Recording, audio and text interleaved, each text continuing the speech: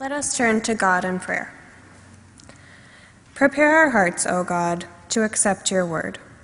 Silence in us any voice but your own, that hearing we may also obey your will. Through Jesus Christ our Lord. Amen. Our scripture lesson is from Acts chapter 5, verses 27 through 33. If you would like to follow along with me, please turn to page 996 of your Pew Bible. Right before this passage, the high priest arrests the apostles for teaching about Jesus and healing the sick. But during the night, an angel opens the prison doors and commands the apostles to go to the temple to preach the good news. The next day, after finding the prison empty, the high priest gathers the apostles to question them.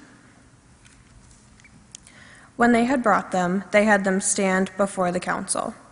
The high priest questioned them, saying, "We gave you strict orders not to teach in this name, yet here you have filled Jerusalem with your teaching, and you are determined to bring this man's blood on us."